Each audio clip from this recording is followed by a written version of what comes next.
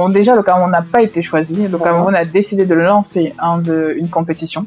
Dans le monde du Scrabble, il y a ce qu'on appelle les grands chelem, c'est-à-dire comme au tennis. Donc, il y a des pays qui organisent leur propre compétition.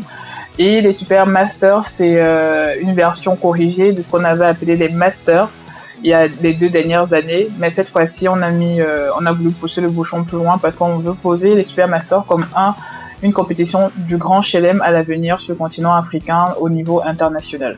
Donc c'est pour ça que cette année, ça a l'air d'être un peu plus gros que d'habitude, parce qu'on veut vraiment garder ce côté...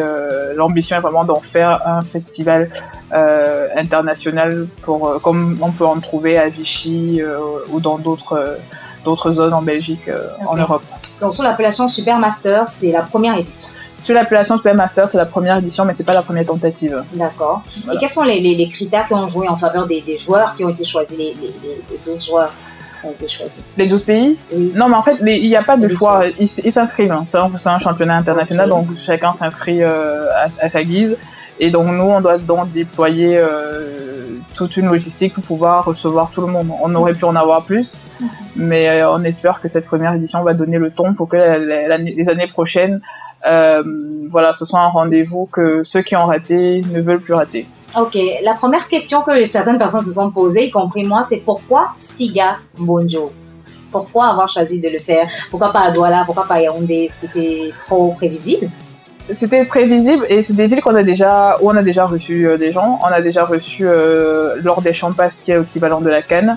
On a déjà reçu à Douala, à Yaoundé, on a déjà reçu à Kribi.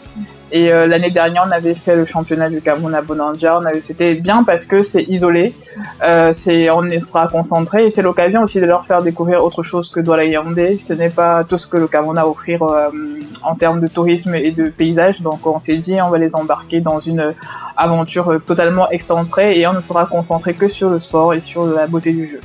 Je vais pas dire la pratique du Scrabble, le Scrabble est déjà très pratiqué, va un peu booster l'engouement autour de la pratique du Scrabble.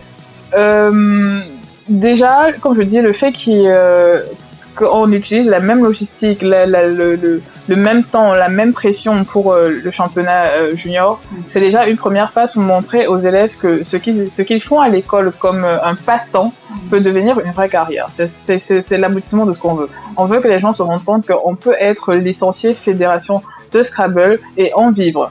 Mais pour ça, il faut que dès le début, on réveille les vocations. De la même façon qu'on réveille les vocations, c'est la même façon que pour que la fédération vive, il